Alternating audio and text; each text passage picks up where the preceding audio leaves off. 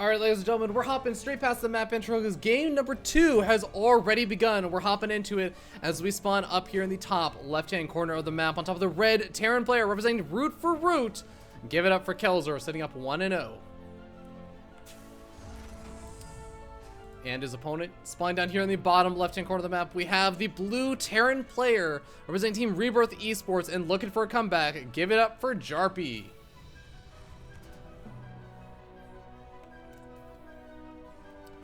Alright, game number 2 in this TvT. Kelazhur looked incredibly dominant in the last game, both with his early aggression, with his macro, just everything seemed to go Kelazhur's way. So, this is the time that Jarppi has got to bust out all the stops. I don't know if all the stops means go for some crazy cheese or what, but it's time. Like, there's no other time he's going to get to try and make the magic happen. Excuse me.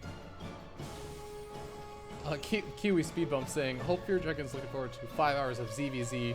I think he's referring to the Oceania thing, but yeah, that's going to be fun. Woo, Kelazhur skipping out on everything, just skipping out on the earlier Reaper and then opting to go for the fastest factory that he could possibly get without going crazy aggro. We'll see how this pays off as, well, Kelazhur scouts in, sees the main base, sees the command center and everything, so he knows they can go and be very aggressive with a very quick 1-1-1 opening, maybe trying to get a drop down or something. But what is Jarppi up to besides like this command center? He is getting up his second gas guys. They're going to eventually get up that good old factory, but the Reaper over here, I think for Jarppi, is going to be on the later side of scouting anything out. In fact, he's not really sending it across the map. He's not even going up to the top left-hand corner of the map right now.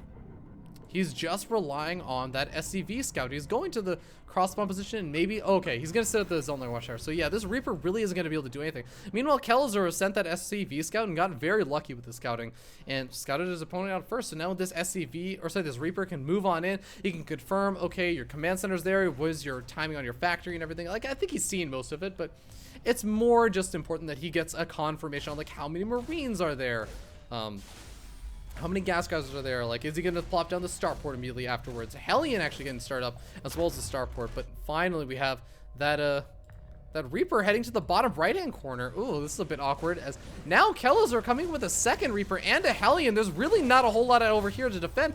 Now SCVs have to be pulled off the line, but the FCVs get too close to this wall and then the Hellion starts adding in splash damage as well as those bombs. This can get really awkward. Hellion, I don't think I've seen a Hellion pushed up back by the bomb like that very often. But the Hellion's doing a pretty good job. He's getting very close to taking out that Reaper. One Reaper does go down. Kelazhur coming in with more of these guys, and at the same time, we have another Reaper coming in. Kelazhur is putting on all kinds of one-base aggression, and Jarppi has a second command center, so maybe can afford to lose a couple of SCVs, but if he does not stabilize, this is going to get very scary very quickly. These SCVs are even starting to run a little bit lower on health as they're starting to take damage from the Hellions. Big bombs going off right now. The grenades doing a lot of damage. 4 SCVs, 5 SCVs killed, as well as the majority of the units for Jarppi. Is Kelazhur just going to take the 2-0 like this? Is this how it happens? Kelazhur already setting up 27 workers to 19. He's getting up Cloak. He's getting up Banshees. His follow-up is already coming along. This is not looking too good right now for Jarppi. What is his game plan? Okay, well, okay, there's a Liberator here now.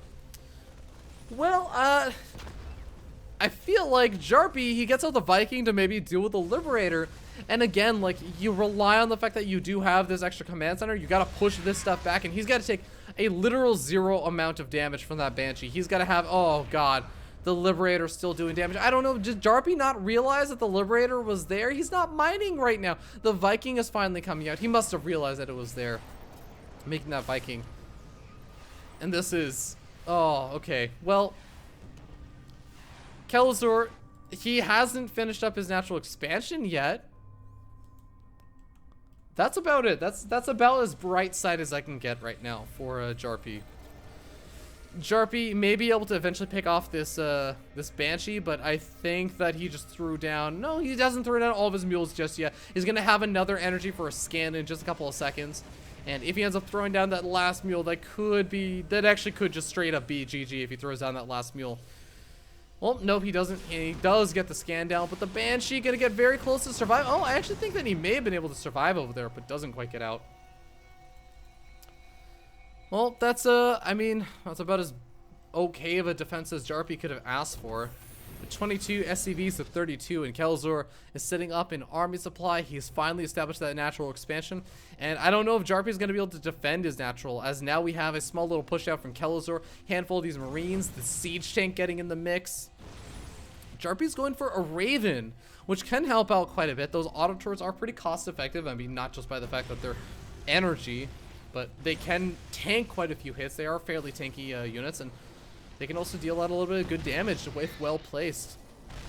We'll see if it ends up working out. Banshee, oh god, the Cloak Banshee gonna go undetected for a little while longer. There is the scan, at least one of the scans, but of course Jarppi needs every single scan that he can, or all the energy he can get to just try and, I don't know, throw it on mules. He's not even mining off of his natural just yet because it's not really safe for him to transfer his workers down there.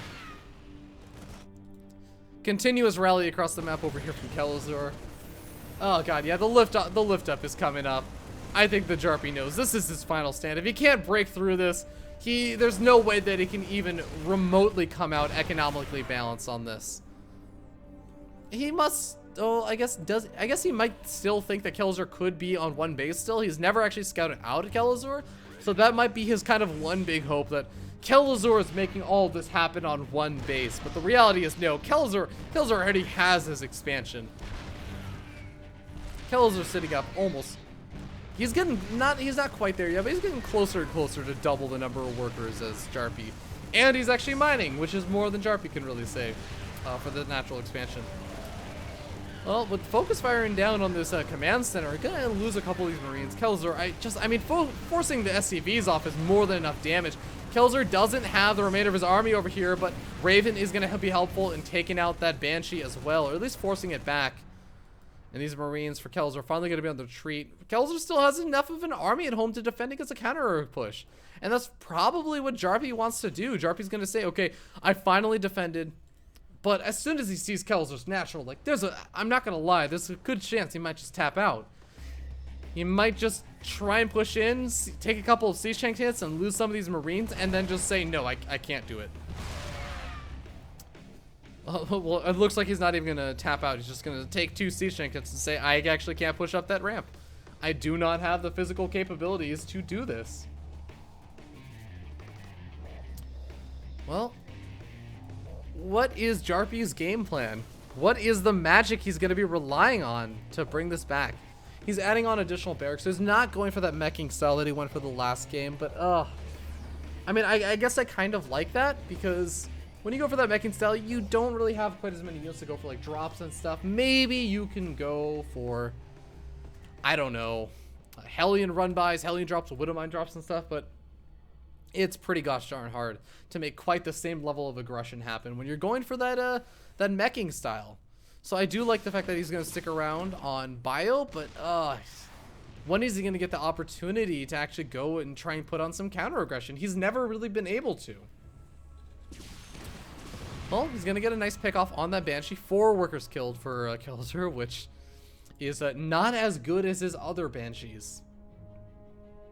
But Kelazhur is not looking for the kill with the Banshee. He's looking for the kill with his main army as he moves across the map. And with those medevacs also loaded up with all those siege tanks, he can easily siege up into a nice position down over here. Lair Like Crest has some great spots where you can maybe move over these destructible rocks that, hey, Jarppi does see, so he can actually try and reposition his army a little bit, and I think that's exactly what he's going to do. But with no medevacs actually accompanying these siege tanks, it's actually a huge loss, because he can't easily reposition these siege tanks as quickly as Kelazhur, who has all of his siege tanks in these medevacs. He is very, very mobile. He's very nifty. Well, Jarppi going to deal with the best position he can get, and Kelazhur not exactly in the... I mean, it's a pretty decent position. He's going to be able to wail away on the production, but he does take a lot of damage on his Marines as well as his siege tanks. Jarppi is holding strong at one particular location, but he's losing a lot of Marines over here, and he's slowly going to start to lose some of that production. Behind this, Kelazhur, of course, does have that 3rd expansion. Finally starting to get up some of these upgrades, like, I don't know, +1 missile attacks. Kelazhur already has combat shields and stim, something that Jarppi has been lacking up until or will still be lacking for another 40 or so 30 seconds.